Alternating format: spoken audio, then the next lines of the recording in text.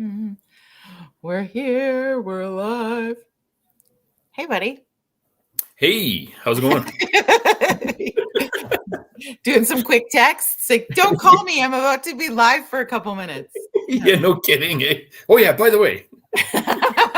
Don't call here. Yeah, How's it going? We're in the stalling portion of the show. So did you get coffee? I did. Look at that right there. Oh, Cheers. it's blurred out. It's kind of blurred Cheers. out. You got to put it where your face is for us to see it. Yeah. Yeah, no kidding. Yeah. How's your morning? I kind of can't believe it's the end of September and it's so beautiful.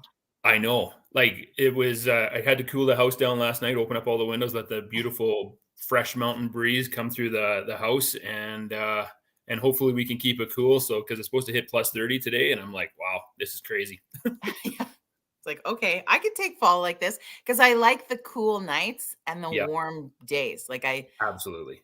The only thing about summer sometimes, although I'm a big fan of summer, is just that the nights stay hot too. So you just feel like it's just always hot, where Yep. this time of year, it feels good. I know it does, and I absolutely that's one thing I love about living in the foothills is it could be plus 30 during the day, but then all of a sudden it'll go down to 5 degrees in the evening, and it's just like, ooh, yeah, we had listened to the coyotes howl last night, and it was yeah, it was kind of it was a real cool night. Yeah. For some. Cool for all the word. Yeah, Yep. that's good. Well, as you join Coffee Club this morning, friends, please say hello in the comments and let us know you're here. And I'm just really excited that my dear friend Greg Scalia is back with us. He's been a firefighter for, ooh, did we say? 27. I was gonna say it's coming up to 30. I know it is. It's getting close. Yep. Definitely. Oh, happy birthday, Pamela. She's celebrating her level 68 with us today. Nice. And so I call Greg Scully. That's really just your nickname, I think, throughout your entire first responder career and with all your friends and family. So Scully's here to chat today.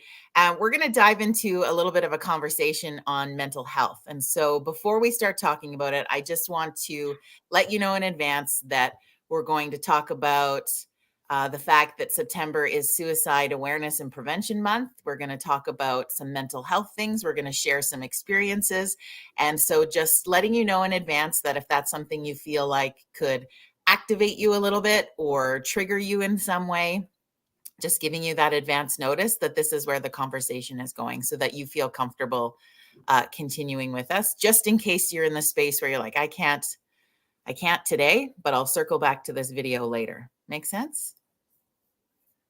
Oh, Elaine says hi, Scully. Or Elaine. Yeah. So I don't know. It's kind of one of those topics where it doesn't always feel warm and fuzzy. And you have a lot of these conversations, Scully. So I know that you're open to it. And I hope that you and I will have many of them, because I think that the more we talk about mental health, the more we talk about the fact that as humans, we go into dark spaces sometimes, the more comfortable it will feel for people to have those conversations too. Because I don't know about you and what you've noticed, but sometimes when a conversation feels uncomfortable, we just don't want to have it instead of being open to what we could learn from that. 100%. It's fortunately or unfortunately, I guess, I'll back up a little bit. When I first started the fire service, 27 plus years ago, I thought I'm going to be saving and rescuing cats out of trees and going into fires and running into fires, which I can't say that I haven't done both. But it's kind of weird because I've talked to somebody in the last year about what my calling was inside the fire service and what I do. And never, ever in a million years would I have imagined be sitting in the mental health chair per se. To get to your point about being in a dark spot and being in dark places, as a first responder, yeah, like I've been there, I've done that. And so it's one of those things that, yeah, you do get in there, but once you're in there, once you have the correct tools in your toolbox, Yeah. and if you can bring those tools out in that time of need, wow, it makes you a stronger person. And there are so many opportunities to become stronger people because you do go into those dark spots, but you know how to get out of them. You have friends. You and I, Jody, talked about it a few minutes ago. To have friends that you can lean on, to have friends that know where to go to get you help, Yeah. is huge. And so if you can employ those tools when you're in a dark spot, or it's an amazing, satisfying. In the moment, it's not going to be satisfying at all, because you're in a you're in a dark spot. However, to be able to come out of it as a stronger person. And I was looking for that post, as I mentioned to you. It's a Chinese form of taking a piece of china or a bowl or whatever, and you actually smash the bowl, but you put it all back together, and the bowl actually becomes stronger when it's put Oh, back what is that together. word? I thought it was Japanese. Yeah. Yeah, it could be Japanese, and I was looking for the post and I couldn't find it, but it was something Yeah. I was looking for. But you're stronger after, because Yeah. you've been put back together. More tools. The glue that can help keep you together. Yep, there it is, right there. That's Yeah. it. Thank you. Hey, Thanks, Christelle. Christelle. She came out clutch. And Clutch. see, I was right. I thought it Yeah. started with a J, not a K. So, but we were Yeah. close. Yeah. Yeah. So it's huge. And so by having that glue and being able to put it back together, and now you're stronger for it, is absolutely amazing. So those are the tools that I talk about. That glue are the tools. And you're going to enter dark spots. You will. But to have friends, to have family, to have coworkers that know where to go, how to go, and get that help is absolutely amazing and absolutely huge. Yeah. Well, and I think too, I want to take a moment because of the field that you work in and just sit a bit of our conversation in the pressures that we don't realize. And I think when we think about first responders, so we know, right, that we rely on the first responder people in our community to keep us safe, to keep us well, to keep things educated. And we don't really think about your day-to-day tasks and the things that you face on a day-to-day basis. And not saying that I'm here to create a sympathy thing, but just awareness in that over 27 years in your career, for example, the things that you have seen and experienced are things that you can't unsee and unexperience. And that adds up when there's not a support system in place, or whether you were raised growing up or through depending where you are as a first responder, like what that support system looks like is different for every single person in your units. And sometimes there's not a lot of help, and probably what you can get for help today versus 27 years ago is probably hugely different. And I think that it takes some, I don't know, I feel like awareness for our first responders. And if you have first responders in your life, we really just give, like, there's such a hero mentality around that. And then when people in those roles who are defined as heroes don't feel very heroic, you're in even more of a dilemma within yourself internally. And so, how do we support an industry like yours and our first responder friends and family? And what does that even look like? Like, I know you say you've switched kind of into that mental health role, but that probably wasn't always there for you. No, well, in a weird, I don't know if a weird turn of events or a weird way. So the ICISF model, International Critical Incident Stress Foundation model, has been around for over 30 years. And I'm not sure if this was by divine intervention or not, but my very, very first fire department on Vancouver Island, um, one of my first fatalities I ever went to as a rookie firefighter, not even 6 months on the job. I was on the rescue, and we were going to a rollover car fire, possible fatality. And I was told to hold the light for the paramedics because it was that dark. And if you envision holding this light for the paramedics, and now my mind is becoming a movie set, because Mhm. that's all I'm seeing is this vision of this, where the light is. So anything outside of the light, I don't see. Yeah. And I'm watching everything that's playing out here. And I'm like not even 6 months on the job.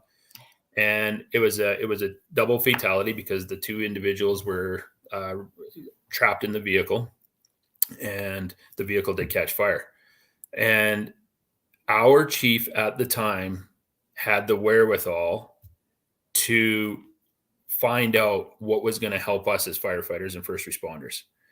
He went into a Icisf mode, which Icisf in the United States was only 3 years old at that time. 3 years old. He dug into that pocket, and I didn't even know it as a firefighter because firefighting is brand new to me. Yeah. And he employed tools that he was just learning of. And this call happened on a Friday night. We had a psychologist come in on a Monday night, which is our training night, typical Monday night training, to talk to everybody that was on the scene. Then after that, we had some sessions that happened after that. And we also got to go, it was because it was on a First Nation. I was very fortunate that the band chief on that First Nation had invited us as first responders into the Longhouse, which is, again, 100% unusual. However, I believe he knew what healing meant and what closure meant. So we got to see that firsthand. And so very, very early on in my career, I got to see basically a full circle of what happens with a traumatic event, with healing, and everything that went on, and with closure. And I was able to put that call. I can talk about it freely today, and I can explicitly explain it, but I can talk about it without re-traumatizing myself because I was able to put that box away and know that what happened is everything I did, I could do on scene. I did as a first responder, and as fellas, as well as my brothers and sisters that were on the call as well, they did everything they possibly could do to do everything in their power in their training. And our fire chief stepped outside of the box and did something for us that was brand new. 30 plus years later, that system is still going. ICISF is worldwide and is helping out worldwide. Fortunately, again, I sit on the board in Canada here for ICISF in Canada, and I will talk about that moment and my fire chief from that point, from that day on, because he had the opportunity to put us in a place where we could talk and where we could freely and yeah, Christelle, you name it, a safe space for us all to actually be able to be there and talk freely. And that's the thing about it. So as first responders, again, Jody, getting to your point, to be able to know that there are certain times and certain places to be able to talk about that, but to make sure that you are in a safe space with the proper tools at hand in case that space goes into a little bit of a darker space, because you don't want to go down a rabbit hole where you're not trained to go. Yeah. And you and I talked about that before we went live as well, that if you're not trained, it could be a very scary place because you don't want to see that loved one or that individual start heading down that path without training. Now it becomes a very difficult situation to maybe pull somebody back out or get help quickly, unfortunately. Well, and I think that for me, I keep a saved photo in my phone that has all of the crisis response phone numbers on it. And Yep. that's something I feel like is a great tool for all people to have in your phone. Wherever you are, like the numbers are going to be different for some places across Canada or the US or internationally, depending where you're watching from today. But find those crisis numbers, make a graphic and keep it in your phone, because you're going to come across times when people are saying that they're not okay, because we're really trying to normalize that conversation of it's okay to not be okay. And Yep. so when somebody isn't, you don't feel like you don't want to ask questions, or you don't want to step in, or you don't want to say something, because then you have no idea what to do if they say, yeah, I'm not okay. Or, you know what, I've been thinking that I don't want to live anymore. And then as a person, you're like, holy crap, now what? Where it's like, where you can just be really truthful with that person and say, you know, I have no idea how to help you with that statement, but I know that there's someone who can. So And let's I'm going to figure it send out you this together. number and I Yeah. want you to call it. Yeah. You don't have to own it. You don't have to call it with like, I'm just going to send you this number and Yeah. then they will call it. Yeah. Yeah. And You're empowering them. You're empowering yeah, them to make the phone call, but you're which is supplying important. them with the Yeah. tools. And that is so, you nailed it, Jody. Like it is, um, it's such a powerful opportunity to be able to say, here is a phone number, or let's go together, because that's supporting your Yeah. brother, your sister, your friend, your relative. Let's go together to the hospital. This is okay. And it is fine to not feel okay. Yeah. And I mean, I tell my brothers and sisters in Rocky View County where I work, um, after a bad call, we talk about it because I am trained, whether it's fortunately or unfortunately. I said, so, and we obviously never talk about operational stuff ever. We talk about, hey, how is everybody feeling? How is everybody doing? Yeah. And did you do everything you possibly could do? Are you guys feeling all right? And then we check back in with them. I know there's a lot of cool things going on. Like there's a hat company out of BC, Worth Hats, that every Wednesday it's check on your homie Wednesday, basically, Okay. So, and I actually had a great conversation with the founder of Ben at Worth, and he, he's just doing mental health stuff to help break that stigma and bring that barrier down. But don't be afraid to check on your brothers and your sisters, because it's okay to not feel okay and not to not feel right. That's fine. That's normal. And what we're doing is we are eradicating that stigma around mental health when we talk about not feeling good. Yeah. And I'm just, it feels like the world's a little off today. I'm not feeling 100%. Oh, well, but once again, being careful to know where your line is in the sand. Like, you got to know Yeah. where that line is, because you don't want to cross over it. And if you do cross over it, you better have, like you say, Jody, those phone numbers handy, because you need immediate help. But it's okay to not feel okay. Yeah. And in our world, first responders, and I've got a lot of friends that are in the first response world, nurses, paramedics, firefighters, military, police officers, that, we've had deep conversations. But fortunately, I've got a few phone numbers in my phone that I can get them help within less than 20 minutes. Yeah. And the one thing about it is, when they open up to you, like, I'll give you one example. I had a firefighter a few years ago call me. They were on the side of the road, and basically they said, Scully, I'm ready to drive into traffic. I'm like, whoa, hang on a second. So we talked about it, and Yeah. I said, we talked about where they were in that situation. We said, just, I couldn't get to them quick enough. I said, let's shut off the truck. Let's, take your time. I'm going to get you a psychologist to call you. And in 15 minutes, we had a psychologist, because, like you say, Jody, I had the phone numbers in my phone ready to employ those tools that I had in my toolbox. And he comes back to me, 2.5 years later, and he gives me a big hug, and he says, thank you. Yeah. And I'm like, I said, no, I was just doing my job, doing who I am, doing what I do, what I love. And, and now he's a better person for it. He's willing to talk to other first responders about his dark moment. Yeah. He is more than willing to be able to say, I was in a bad spot, but I got out of it. It is that broken pieces that you're putting together, and you're putting it together, you're building yourself back up stronger than you were, because now you have tools when you are in that dark spot. You're okay to talk about it. If you have those tools, it's truly amazing how strong you can be, and how powerful it is to be able to employ those tools and then be able to talk about your time and your situation with other people. Yeah.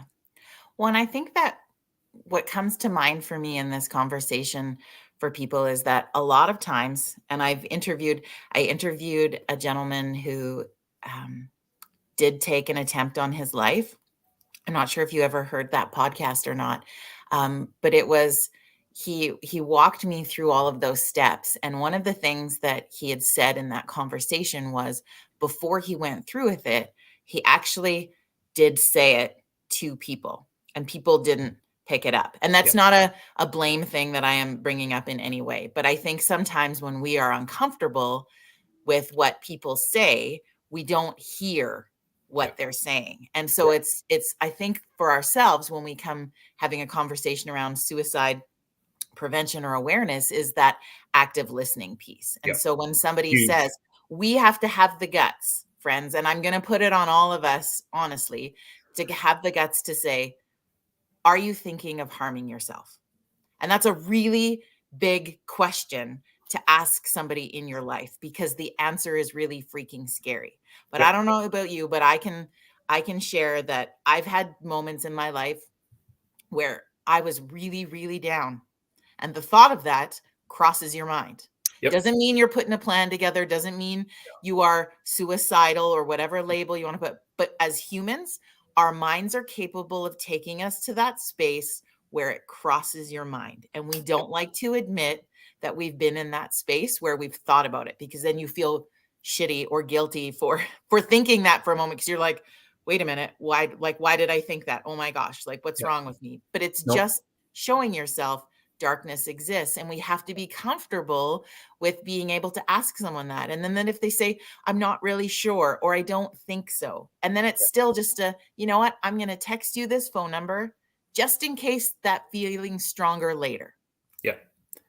Absolutely. And Jody, you're right. Our minds, and you can read any psychologist, any studies on this, always goes negative. Mhm. Negative is such a powerful force in our brains. It'll go negative first Yeah. before it goes positive. And I don't know how many times I've had conversations with everybody saying, you know what, those negative thoughts are for whatever reason way stronger in our minds than positive, way stronger. And so we just have to train our minds to, like you say, know that okay, yeah, that thought's going to enter, but it's okay. We'll figure this out. We'll work through it, and it will be okay because I know I've got lots of friends that love me. I've got my family that loves me. I've got friends that love me. I've got coworkers that love me.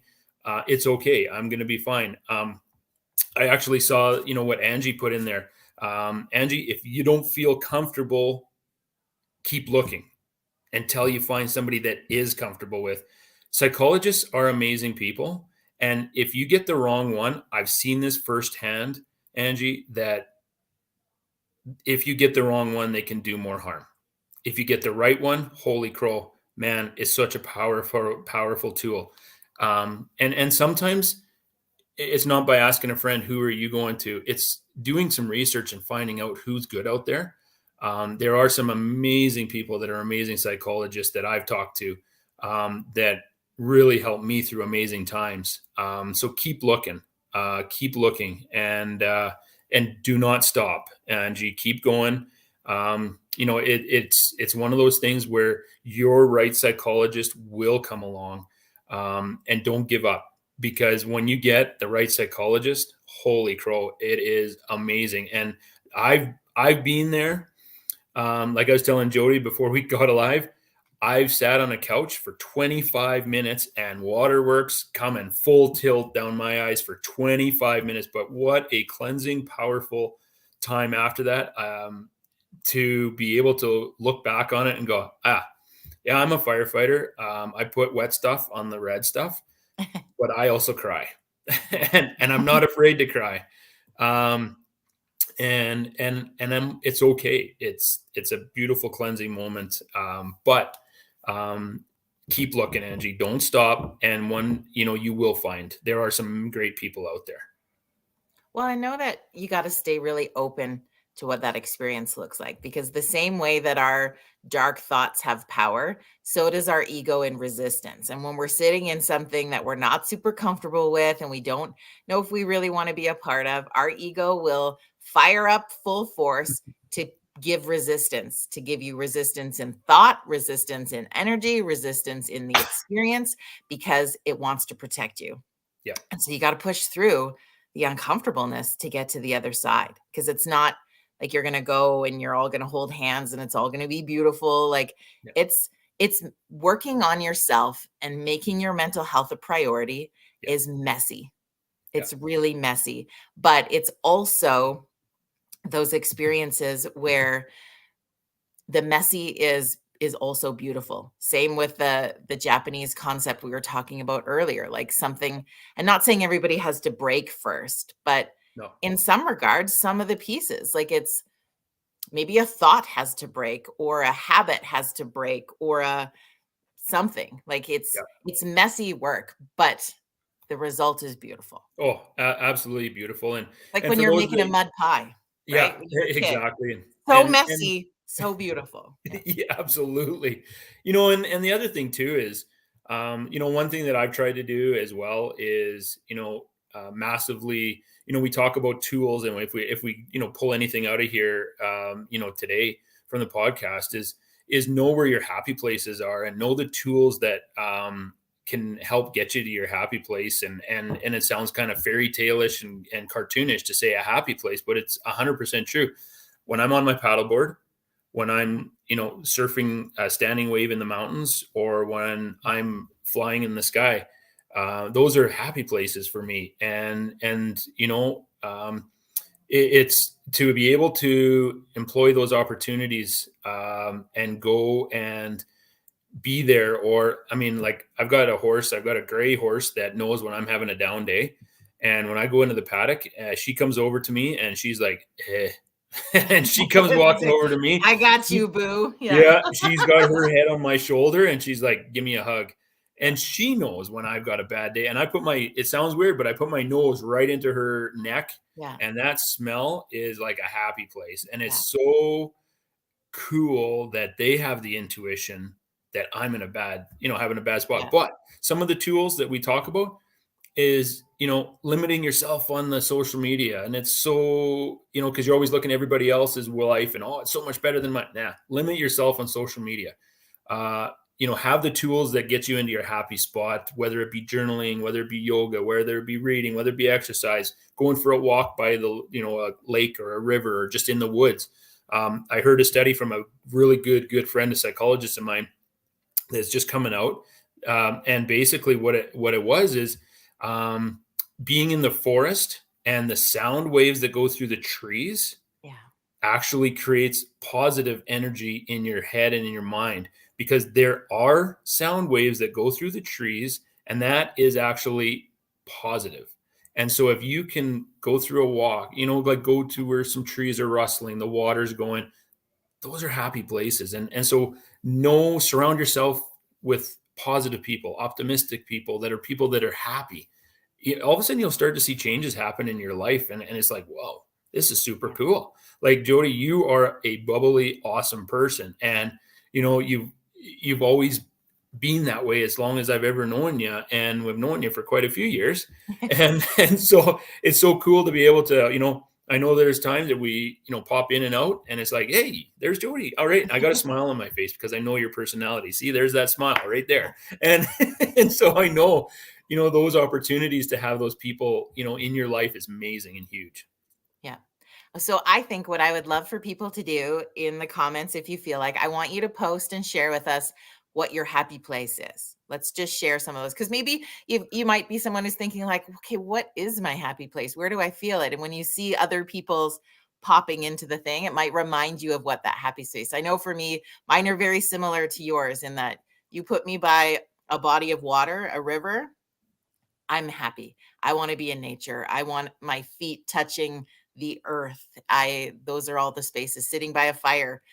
Those are some of my happy places for sure. So feel free to share some of your happy places, or if you've got that pet that makes you feel so good. Like I want to come over to your house and smell a horse later. Yeah, Yeah. absolutely.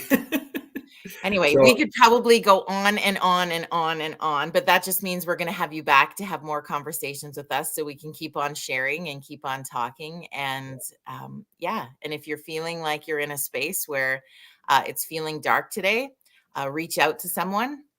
There's so many crisis lines and help opportunities out there. And just because you call it doesn't mean anything. It just means you're connecting with someone. Because I think if we really simplified mental health, which I know is impossible, but mental health equals connection. yeah, That's what it is. So just absolutely. connect. Yeah, absolutely. Yeah. And connect with positive. Connect Yeah. with positive. And know that if somebody's talking about it, it's okay. And know that if you're not feeling fine, that's okay. That's Yeah. all right. It's normal. It's okay to feel not okay. Yeah. You just Yeah. can't stay there. That's what I always Yeah. say. Like, That's let it exactly. in and then let Yep. it out. But You betcha. yeah, awesome. Scully, I appreciate your time today. I know you got to run and go get some food for the horses, so that's Yeah. important. And we'll have you back on soon to talk a little bit more.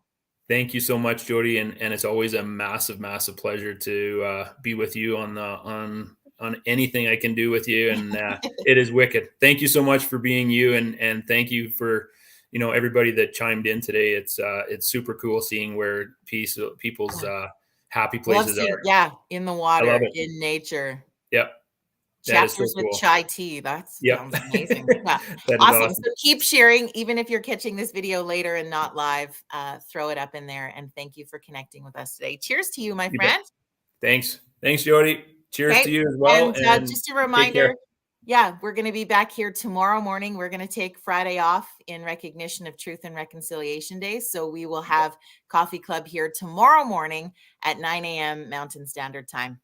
Bye. See ya. Thanks, everybody.